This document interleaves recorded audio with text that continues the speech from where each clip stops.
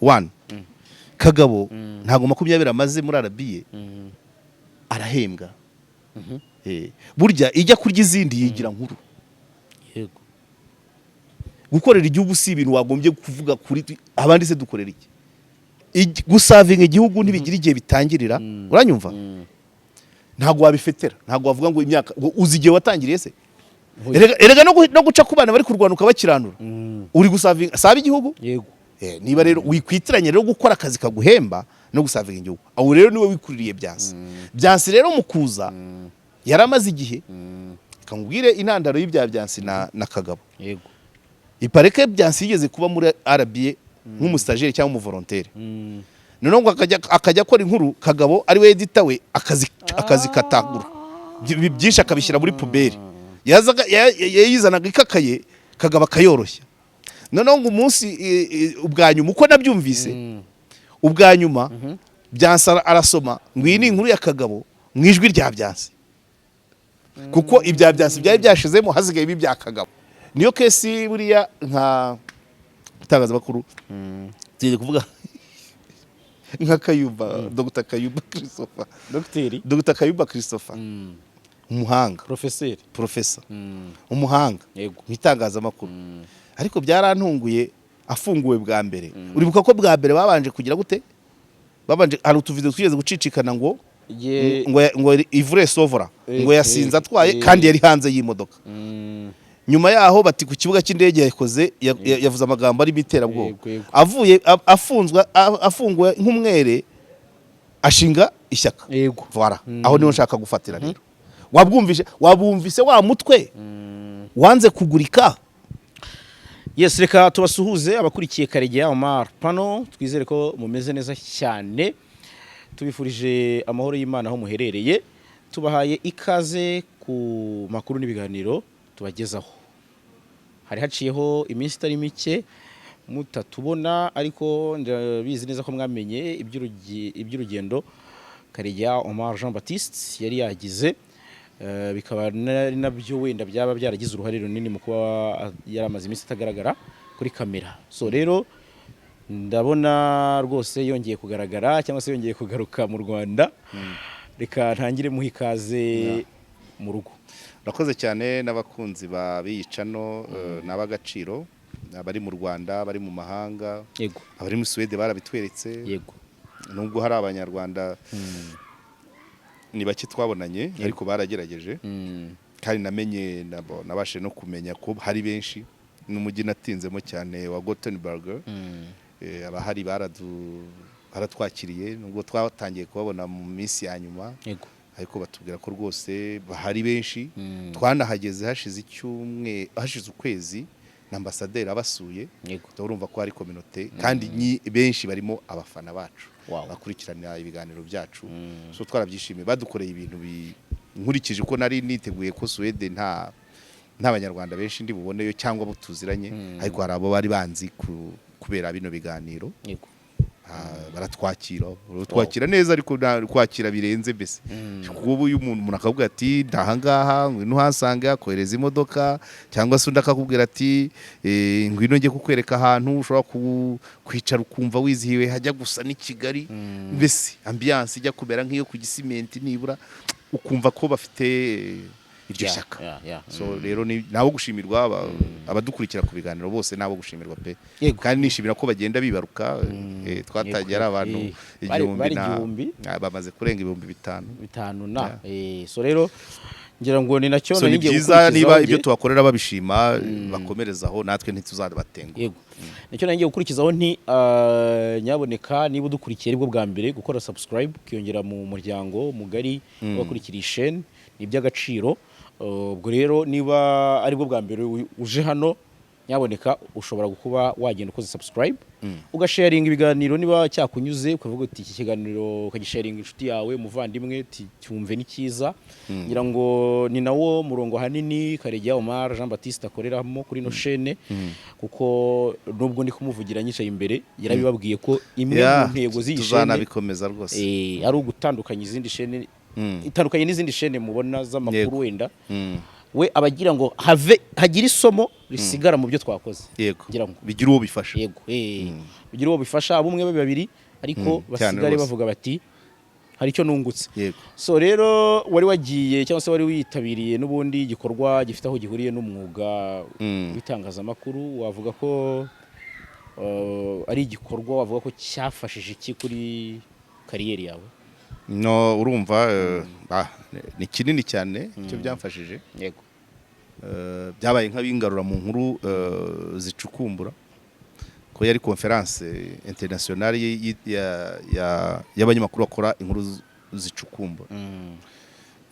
Nari maze igihe ntabijyamo cyane kubera ko ntacyandika, ariko nzareba n'uburyo byakunda zakorwa zigatangazwa mu buryo bwa filime, mu buryo bw'ibiganiro nk'ibi, niba kwandika bidashobotse, ariko no kwandika tuzongera tubigaruke. Murumva ni nko kunagura ubwonko. Hanyuma ikindi nuko twahahuriye n'abantu benshi, ibyo twigaga byo ni ibintu ibiganiro twajyagamo nuko yari twenterishanjaga ibitekerezo ukabaza, ariko hari amasirabisi ushobora no kuba wareba kuri internet ukabibona, ariko icy'ingenzi ni uko abantu bahuye face à face. Ugahura n'umuntu wo muri Singapore akakubwira ati iwacu bimeze bitya, undi akakubwira wo muri Sri Lanka akakubwira ibi, wo muri Amerika akavuga ibi, Cote d'Ivoire ibintu nk'ibyo, Lesotho, abo bose na mushuti wanjye mugenzi wanjye twazanye wo muri Tanzania. Nombwa nti abantu biwanyu bazi gukina filime ariko bajye bakina na documentaire za investigation. Hari uburyo ushobora gukora filime ababizi ikabamo irimo realite ariko hakabamo na fiction. Ngo bimwe bikaba bikinano ariko ibindi ari ukuri. Hari ibyabayeho byanya niko byakagobye kugenda. Byahise binanyibutsa, navuyeyo nihaye inshingano ko mu gusaza, mu kugenda umuntu akura, twagombye kureba nibura abanyamakuru bakiri abajene nibura nka 5. Yego. Umuntu akagerageza kubigisha ukuntu bashobora kujya bakora inkuru za investigation. Buriya pratikoma ni ngaho hano ntago tuzikora bihagije. Yego. Kuko nka buriya duhere nko kuri raporo ya auditeur general, abanyamakuru bayisoma ni bakeya. Kandi ubundi amakuru abarimo abahagije ku buryo umunyamakuru ajya gukurikirana. Yego. Iyo bavuze ngo company niyi yahangitse umuhanda, ntabwo auditeur general ajya kureba ngo yishingikirije iki ni yandi, ibyo ntabijyamo. Avuga izina ryanditse gusa izina ry'uwapatanye, ariko ashobora gupatana mu izina ry'undi, company ari yundi. Hanyuma ugasanga wenda uwamwishyuye uwishyura ku karere igitifu w'akarere, either bafitanye isano cyangwa se basangiriye hanaha, ugacukumbura ukamenya yararaga mu kihe cyumba mu yihe hoteli, yamusuyemo kangahe, bagendanye mu modoka inshuro zingahe, igitutu bashyize kuri kesiyeri n'urugero. Ibyo ni ibintu ugomba kongera ugakurikirana, no kuba wavuga uti ese niba ahantu, nkunda gutanga urugero rwa Bugesera na Burera, wenda kafatizo gusa bijyanye n'ubuzima bw'abaturage. Bugesera raporo yigeze kwerekana ko hari inka zigera muri 700 zagira inka zari zifitiwe assurance ariko zirapfa, akarere nikajya kwishyuza assurance ngo bashumbushe abaturage. Yego. Gucukumbura isano iri hagati y'umukozi w'iyi assurance, w'iyo societe d'assurance, n'umukozi w'akarere wari ushinzwe kubikora. Ibyo nibyo gucukumbura, ntabwo auditeur yajya muri ibyo. Kucukumbura ukamenya wa muturage wagomba kubona za nka babayeho bati, niba byari biteganijwe ko abaturage bazabona za nka, bazabona amata bakarwanya bwaki, bazabona ifumbire bagahinga bakeza, babayeho bate kuva za nka zabo zipfuye ntizishumbushwe izivuye muri societe d'assurance. Izo rero ninzi urumva ibyo byose nagiye mbitekereza. Hari ibintu byinshi byo gukoraho investigation, guhuza ibyanditse, ibivugwa n'ibikorwa, amategeko ateganya iki. Hari ibibazo par exemple, hari ibibazo biri kubivugwa wenda ku bantu baba mu Rwanda atari abanyarwanda bafite statut z'impunzi. Hari aho bumva umuntu akakubwira ati mu mategeko ya yase ahuri uhabwa uburenganzira, wemerewe gupiganira akazi nk'umunyagihugu waho ngaho, ariko akagira ibyo twumva ko umunyamahanga nako uw'impunzi ahembwa make ku munyagihugu. Ese bigendera ku yahe mategeko? Ibyo byose ni ibintu byo gucukumburwa, ariko challenge tugumana. Yego. Inkuru zicukumbuye nanabitanzemo aka expose aka presentation k'iminota nk'10-15 muri université. Yego. Haraho nabonye. Donc yego, ntabwo iriya video yari yose, ariko inkuru icukumbuye iravuna mu buryo, mu bumenyi no mu bushobozi n'umwanya. Rimwe na rimwe usanga nk'umunyamakuru ufite ubushake bwo kuba yakora inkuru zicukumbuye, afite ubushake atabizi, akeneye kubyiga. Uwabyize akabimenya akeneye gukora itangazamakuru rimutunga. Najya mu gitangazamakuru kitemera, kuko inkuru icukumbisha kwikora n'amezi 3 cyangwa 6, hari n'izikorwa umwaka, kugira ngo ubone nyiri igitangazamakuru wemera ko wowe mukozi umara ayo mezi uri ku nkuru imwe, biragoye pe. Icya kabiri, ibyo tuba tuvuga ngo ibyo tuvuga ngo ubwisanzure bw'itangazamakuru, ubwisanzure mu bukene se ni buki? Urisanzuye kuba ko ubwisanzure bwawe nubwo kwambara ipantaro icitse se? Ubwisanzure bwawe nubwo kubwirirwa se? Uwo nubwo wacukumbura inkuru wabwiriwe. Nibyo nkubwira.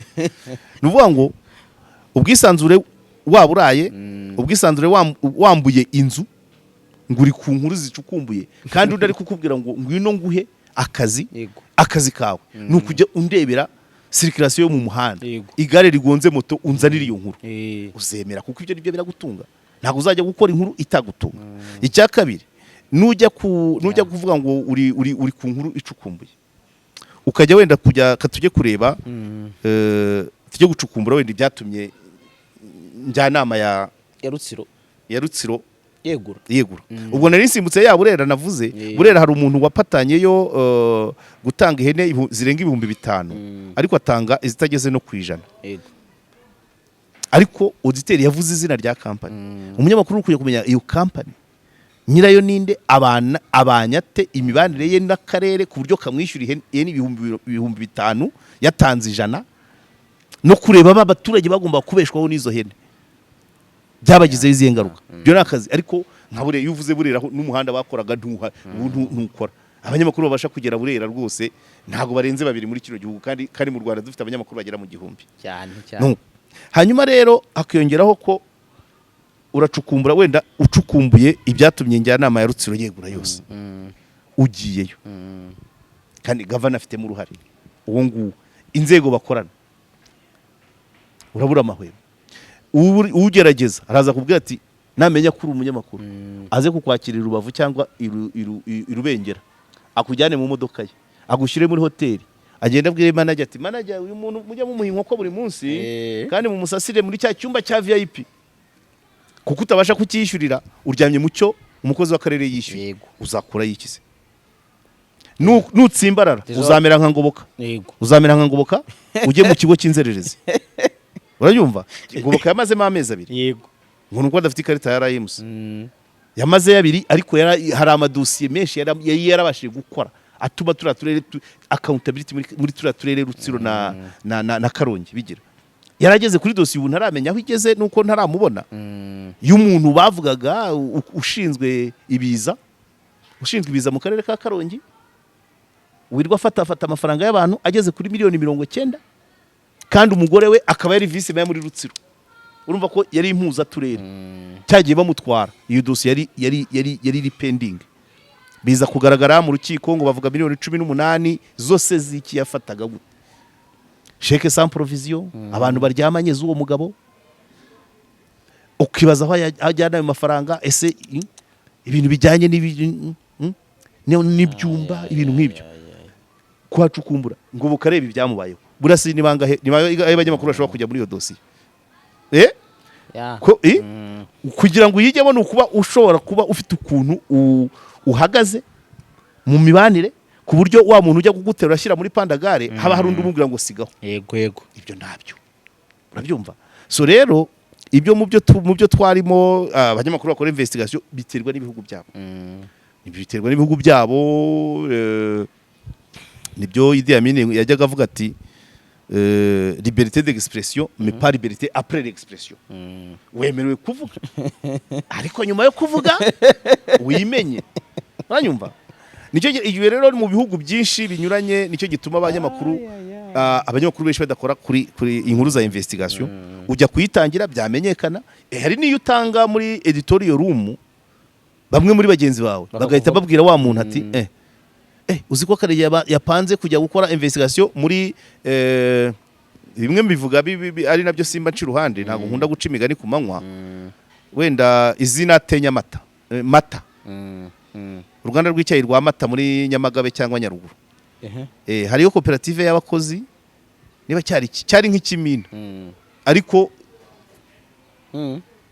nta kirimo muri cyese nta kirimo abayatanze ibyo wakagombye kuvuga uti ngiye kubikurikirana yariwe nande ku kagambane kande abayatanze babayeho bate.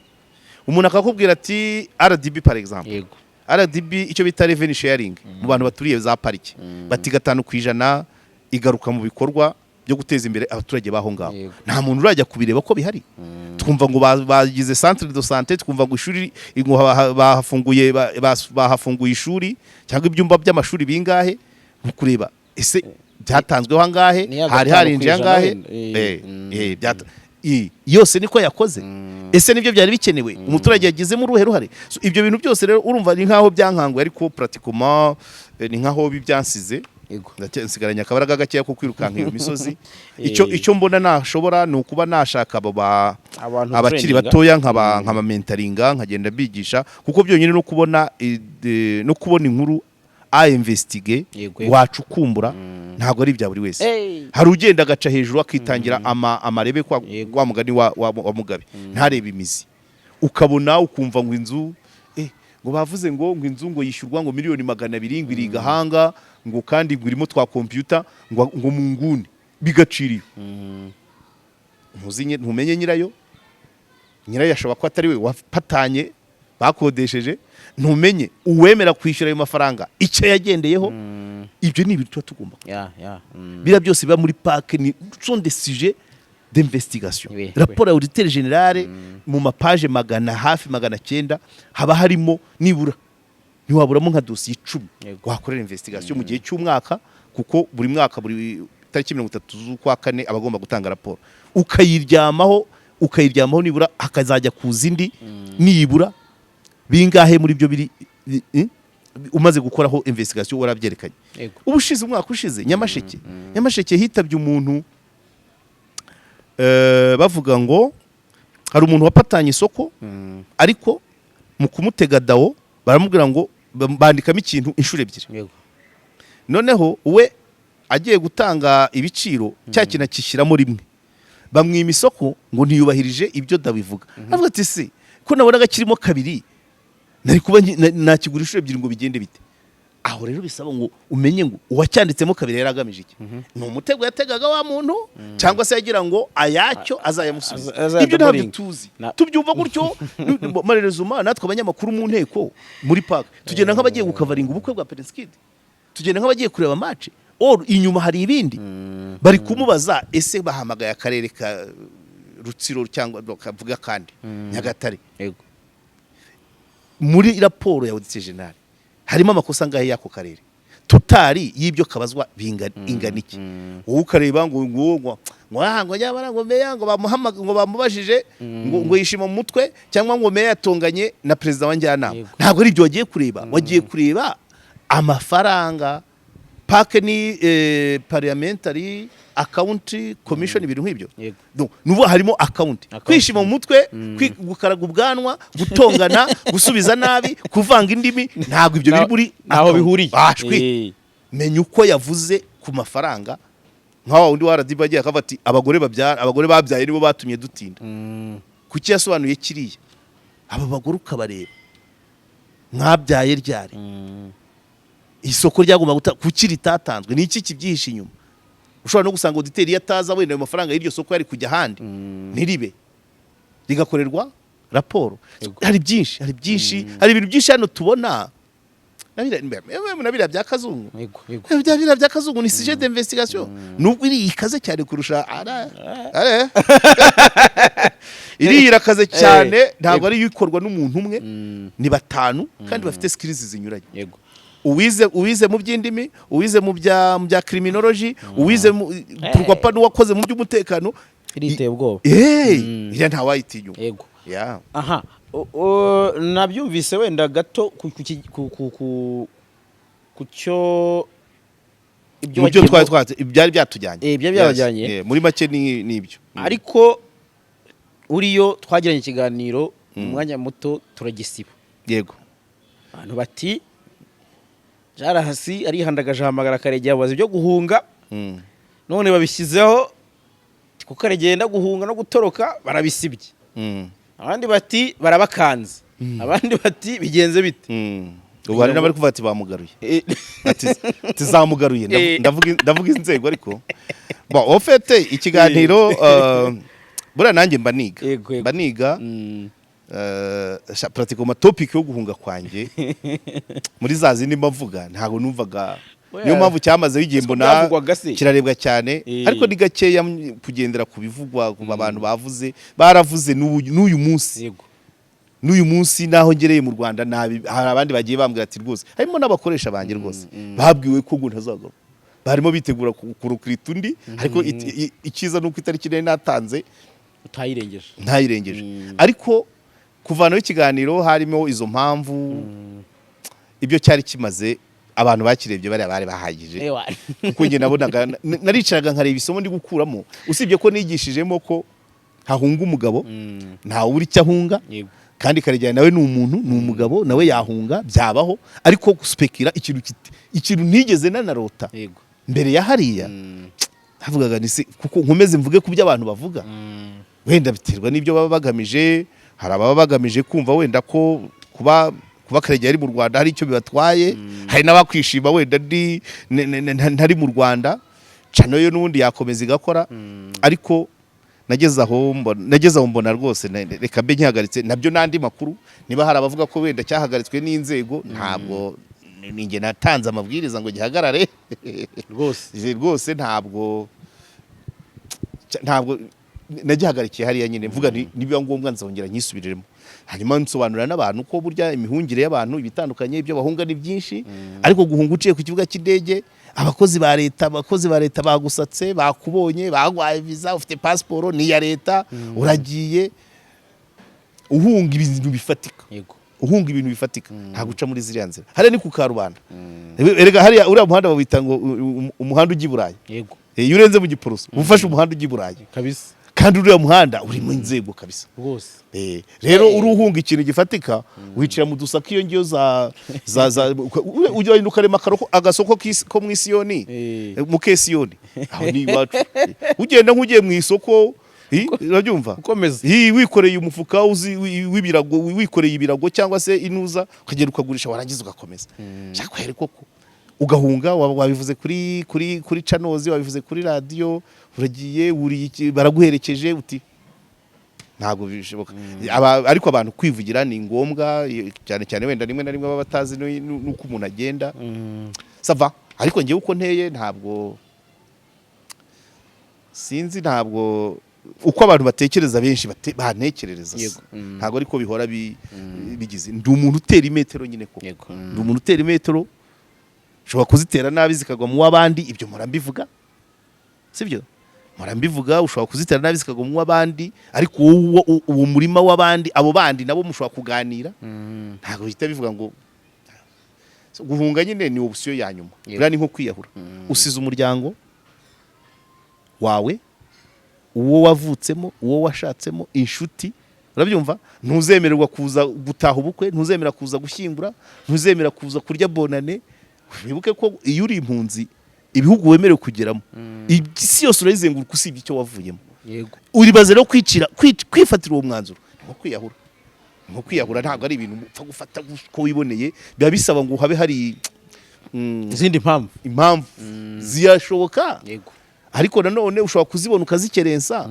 cyangwa ukazamurutisa kuzikerensa ni ukuba wazica amazi bikarangira zigukozeho nanone umunyamakuru nuriho nuwigenga nutahiwe babyumva nukora uwo mwuga burya nubona ibintu bishobora kuba byatuma uva mu mwuga utabishaka byagufungisha cyangwa byakwicisha ibyo ngibyo ushobora kubihunga ntabwo ndagira bene aho usibye wa muntu wavuze ngo wa muntu wantutse ibintu yabanjeho yavugaga ngo yaje nk'iyagatera ngo ntari kureba aho bacyuma bari ngo ntari kureba aho hari igihe kenshi ngenda mbigarura n'abantu b'inshuti zanjye bakabimbwira ariko bagasanga ntabwo nabihaye agaciro cyane ngiye mpita ndeba nka muri ya esprit d'investigation nkabanza kumenya ngo yabitumwe nande akoreshwa kuko ntabwo nzi pratiquement koreshwa nande umukoresha ni muntu ki afite izihe intention hari ibintu abantu bashobora gupfa muri society ni byinshi ariko nemera ko nibi biganiro ababyishimira ari mbarwa ushobora gusanga ari bake hari abandi kuko habazana za commentaires zirimo zikubitira mu ivi ariko ntabwo ari benshi baraziranye ariko nagira amahirwe ugasanga ni nabo bamwisubirije wawundi waruzanye ibindi ariko ngayo nguko ibyihunga ryanjye yego abaryifuza niba ryitege abandi nyine ubwo nuko nyine bya byose ntabwo sindi umwana cyane sindi umwanzi w'igihugu yego ntabwo wageze imyaka uri mu gihugu ukivamo ukakigarukamo abantu bake bashobora gukerensa ibyo ukora bamwe ku giti cyabo inzego zimwe zishobora gukerensa ibyo ukora ariko ntabwo bishobora kugera ku rwego hafatwa umwanzuro ngo uyu muntu simbizi yego ndabizi hari ingero batanga urumva niba Gasuku yaratanze ingero za bacyuma na ba Theoneste bafunzwe hari n'abandi bageraho na Tonto di wa muhungu Tonto nawe yaramaze igihe afunzwe yararekuwe muri no minsi wo kuri fine aha Kayumba Christophe nawe yasubiye imbere y'urukiko ngo umushinja arivuguruza donc baregeye ko atari umwere ni umunyamakuru senior PhD ariwe umutoza wacu mwarimu wacu ibyo byose iyo ugenda ukabikusanya ubona ko nyine natera atari nziza ariko nabo bayibamo nose Kayumba ko yafunguwe ntari hano gusa yabuza wajya so rero umuntu yatanze bene izengero rero ubwo urumva ushatse kubihuhura ugahita uvuga wenda nka ntwara uburyo yagonzwe abantu ntabwo bivugaho rumwe ariko ubushize narabivuze hari n'undi hari rya nuru ariko nuru Jean Paul kufungwa bara ariko nuru bose bagiye babisanisha n'umwuga byose bigenda bizi bakavuga bati rero na Karegeya abaye niba arebye impanuka ya harya n'ikiciro byabereye cya Rwandex arebye impanuka ya Rwandex akareba cyuma mu mageragere na Theoneste akareba runaka atibura nawe ari umunyabwenge kuko harabavuze ati kandi ubwo ari ikicucu kirasubirayo ubwo rero niba ari bwo bucucu bwanjye ntabwo igihe kirakira ndacyatera imetero ndacyareba aho bituruka sibyo kandi uwo mbangamiye bishobotse nkabonana nawe ushe narabikubwiye ko ngewe iyo nkoze ikosa ry'umwuga ntabwo ngira resistance mitashaka mitanongera nkatangaza nta ubinsabye ntarayimusi ntizabyitwararike nta wangaruye urabyumva nta muntu wangaruye nta wagize uruhare mu kugaruka kwanjye nuko nzi neza ko ndi umuntu ushobora gukosa ushobora kuvuga ibibangamira umuntu runaka ariko ntabigambiriye yabangamirwa tukavugana naguhaye urugero rw'umwana nkunda kumwita umwana ariko ambabarira Albert wanditse igitabo Albert Sengimana je crois wazakabaron yanditse igitabo mamere matiwe nagiye kuri tere twagiye kuri tere twari benshi abaturanyi be batubwira indi version sinzi ukuntu nagiye mu kiganiro mbivugamo arampamagara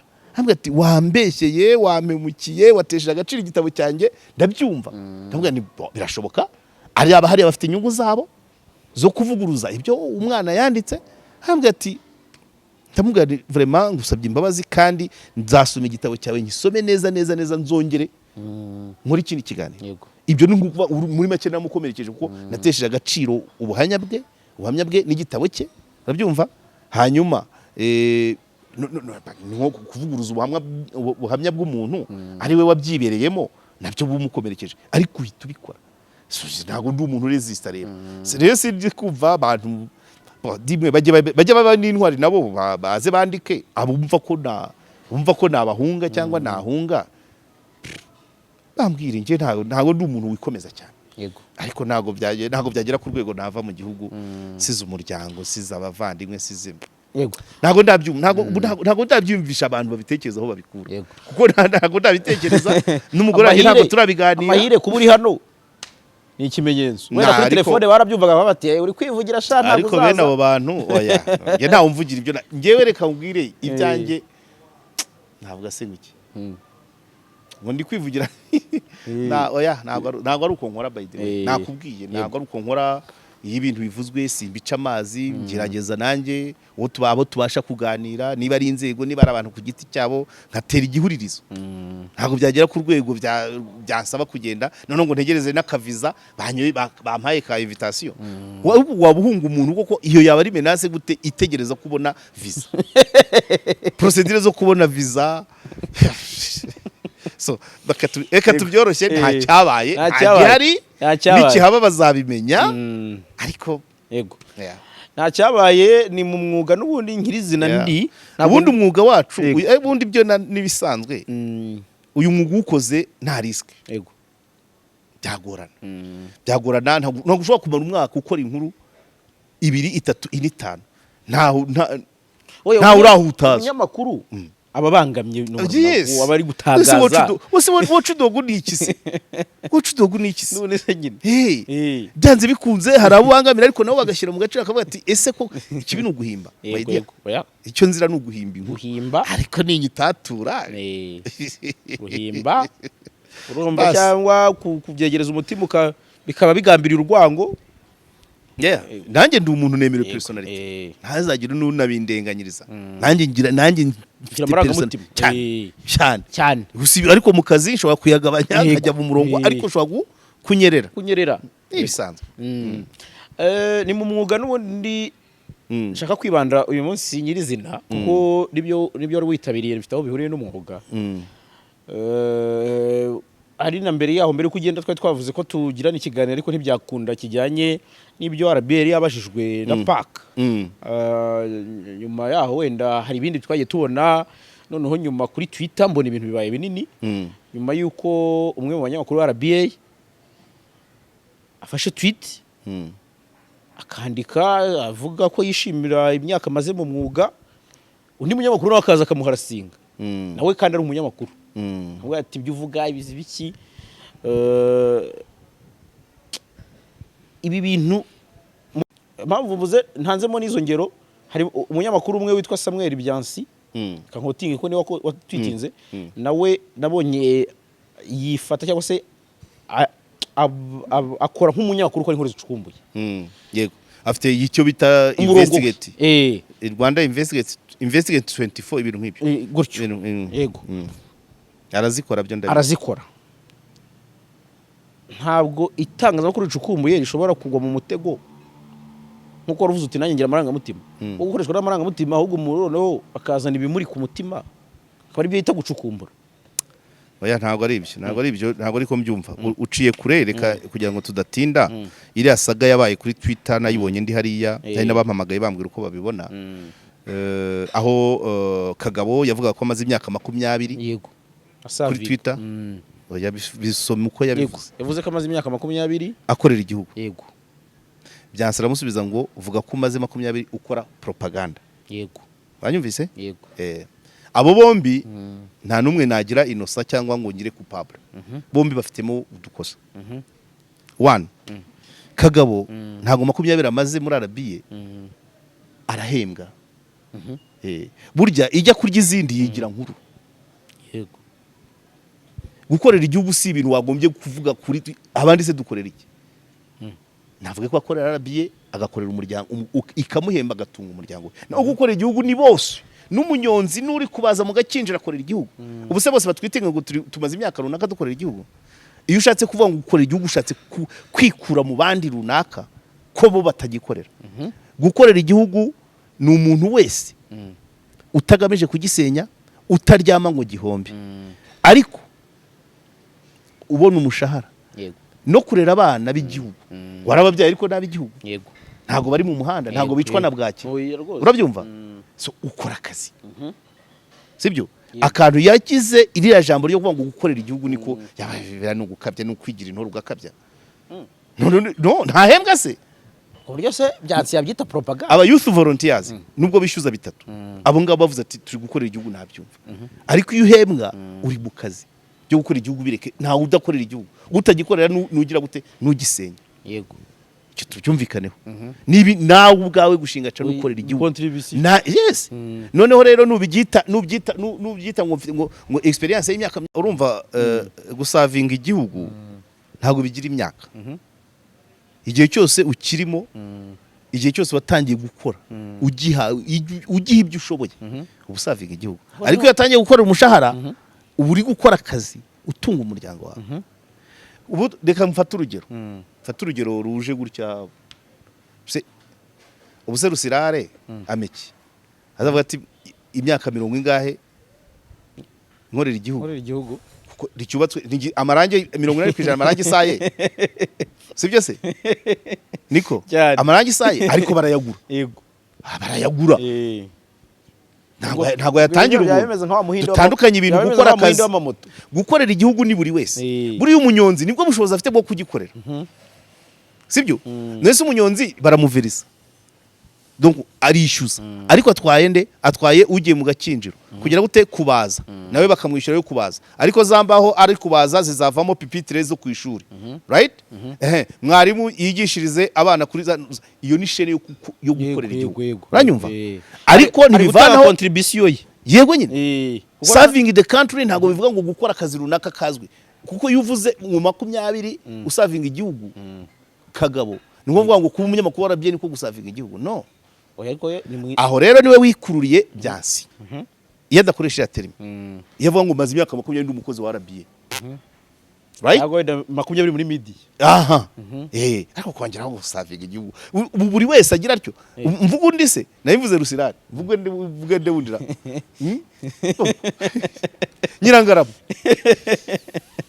wayibara gusavinga igihugu ntibigira igihe bitangirira umva gusavinga igihugu ntibigira igihe bitangirira uranyumva ntago wabifetera ntago wavuga ngo imyaka uzi igihe watangiriye se erega no guca ku bana bari kurwanuka bakiranura uri gusavinga saba igihugu yego niba rero wikwitiranye rero gukora akazi kaguhemba no gusavinga igihugu aho rero niwe wikuririye byansi rero mukuza yaramaze igihe kangubwire intandaro y'ibya byansi na kagabo yego ipareke byansi yigeze kuba muri RBA nk'umustajeri cyangwa umuvolontaire none ngo akajya akora inkuru kagabo ari we editor we akazi katagura byinshi akabishyira muri puberi yayizanaga ikakaye kagabo akayoroshya none ngo umunsi ubwanyuma uko nabyumvise ubwanyuma byansi arasoma ngo iyi ni inkuru ya kagabo mu ijwi rya byansi kuko ibya byansi byari byashizemo hazigaye ibya kagabo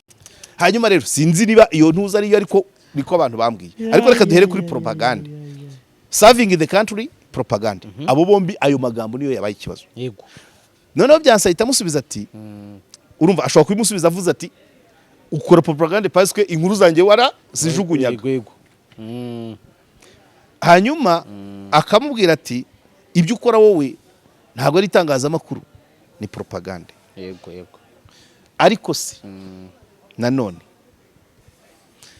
abanyamakuru bangahe bifuje kujya muri RBA bakabibura benshi cyane icyo ni sibyo icya kabiri kagabo navanaho serving the country akavuga ngo gukorera RBA ikampemba na propaganda azayemera ntiyamubabaza kuko niba ufite kontra n'umukoresha icyagukoresheje n'icyaguhembera niba propaganda uzayahembwa gukorera igihugu ntago bigira itariki ofete bitangirira igihe cyose utagisenya utakirwanya utangiza ibyacyo ntabwo wavuga ngo maze imyaka runaka nkorera igihugu kubyitiranya rero gukora muri RBA no gukorera igihugu aho niho byansi yatakiye avuga ko ari propaganda ntago abanyamakuru badakorera RBA badakora itangazamakuru kandi nanone ntabwo ntabwo buriya RBA igira ukuntu nakubwiye ko abantu benshi baba bashaka kuyikorera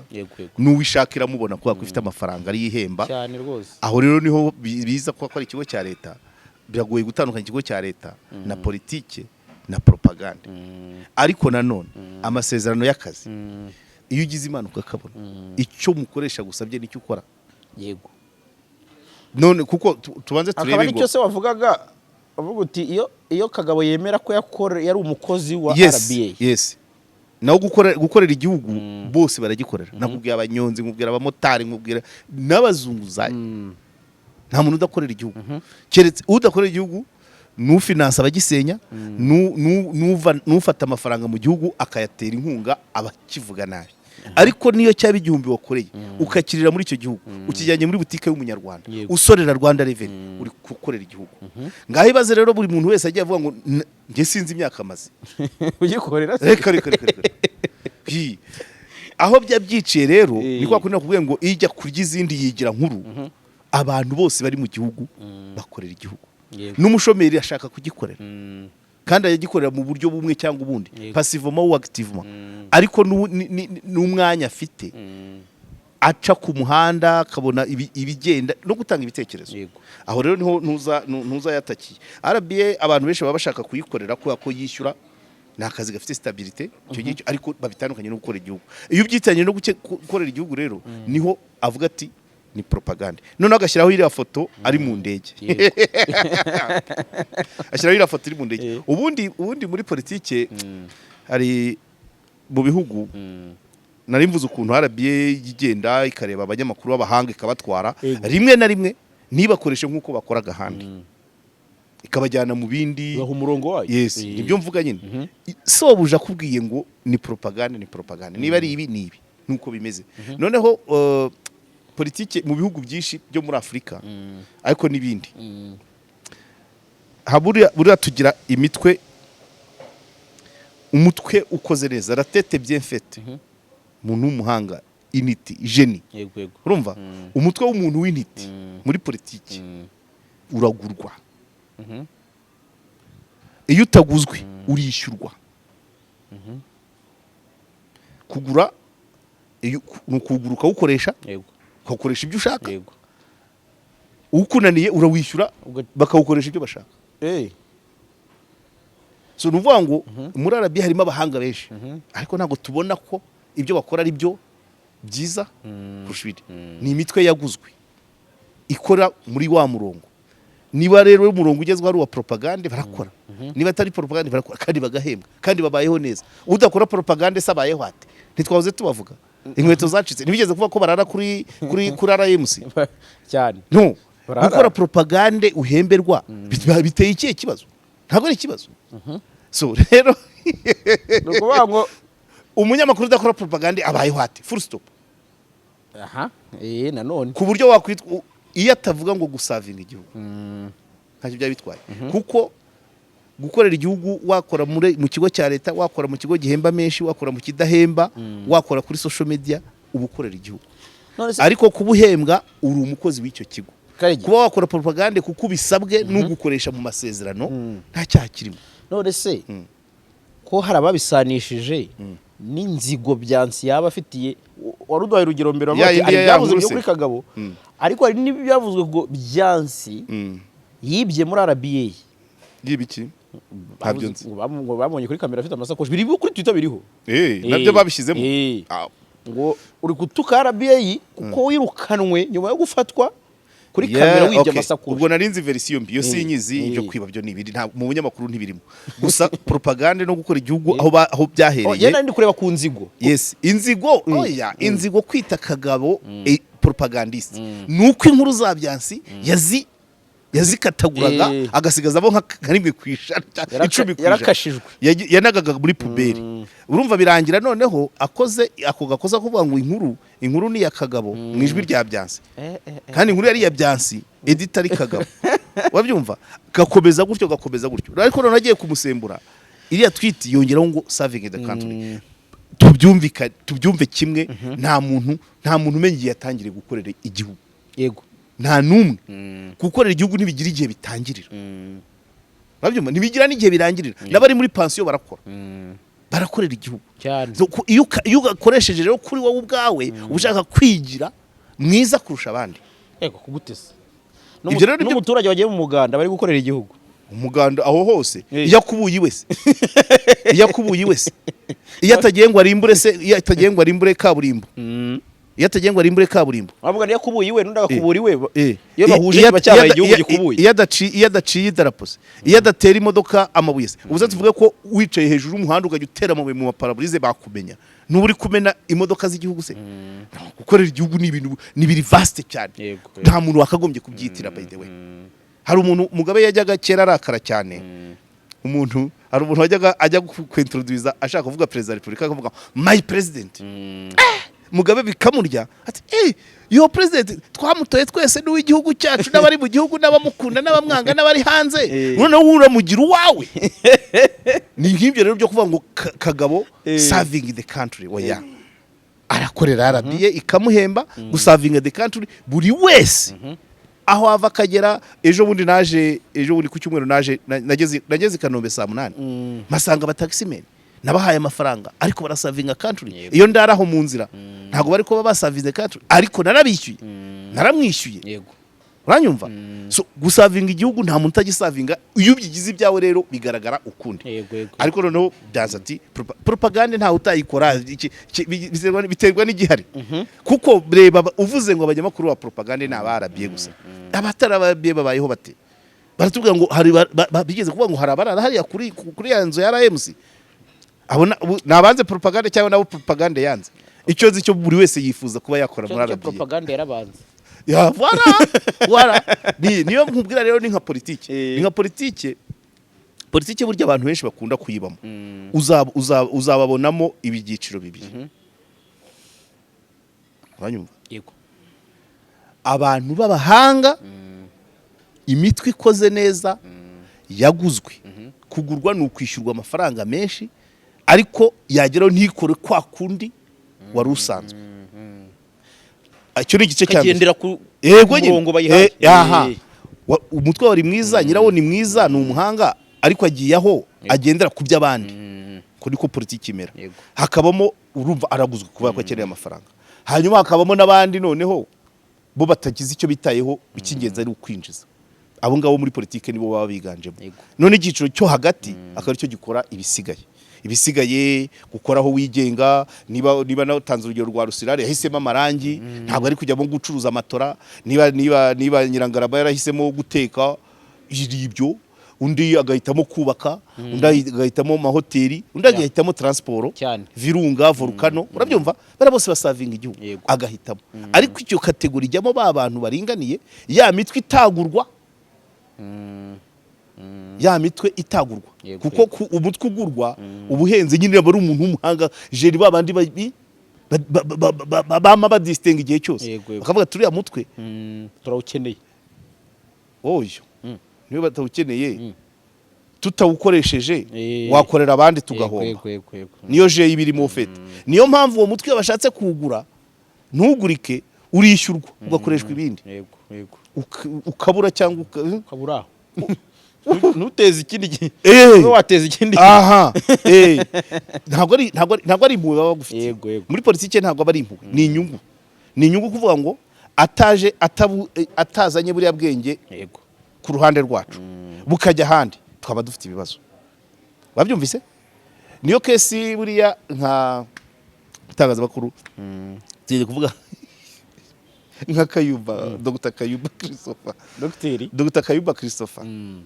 umuhanga professor umuhanga mu itangazamakuru ariko byarantunguye afunguwe bwa mbere uribuka ko bwa mbere babanje kugira gute babanje hari utuvido twigeze gucicikana ngo ivure sovra ngo yasinze atwaye kandi yari hanze y'imodoka nyuma yaho bati ku kibuga cy'indege yakoze yavuze amagambo ari biterabwoba avuye afunguwe nk'umwere ashinga ishyaka voilà aho niho nshaka gufatira rero wabumvise wa mutwe wanze kugurika icyo uzanye ashinze ishyaka docteur PhD muri journalisme utaba mu mashyaka 11 aba mu gihugu nta na rimwe yemera agomba gushinga irye nyine wabyumvise ariko icyo nakubwiraga wabyumvise donc yarize yiga i Butare yiga hehe yavutse yarasomye ibitabo ariga araminuza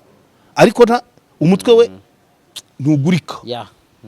ntugurika ngo bwa bwenge bujye gufatanya bujye hahandi babwira ngo nyuraha vuga ibi icyavuyemo nuko yagiye hahandi muri cya cyiciro cy'umuntu ajya mu bindi urabyumva atungwa na consultance no kwigisha kaminuza nta kibiyo bitwaye ariko bigera ahantu bati ivure sovra uri hanze y'imodoka ku kibuga cy'indege, gereza, umwere, ishyaka. Nyuma y'ishyaka are guharasinga umunyeshuri, uwari umukozi, ejo bundi ndi hariya nibwo numvishe ngo habaye gusubiramo, nyuma akagirwa umwere, n'ubu rukaba rutararangira. Ariko imbarutso yabaye rya shyaka yarigize ate, nuko yagaye andi mashyaka. Umutwe we yanze kugurwa muri politiki ngo ujye aho bamuha umurongo, ananyura muri kondisiyo zituma exposa. So rero ibyo byo vuga no kuvuza turu gwitangazamakuru n'ahandi no mu zindi domaine. Yego ni ibyo ngibyo. Ntabwo bushize ibyo turi muri Swede barabimbajije, ababwira ati no twebwe mu Rwanda rwose hari dufite ibikorwa remezo, access to information law, media law, dufite RMC, dufite iki rwose, nta muntu ugira ate ugira ibibazo bishingiye ku mwuga. Abyumva? Ariko abanyamwuga bagira ibibazo.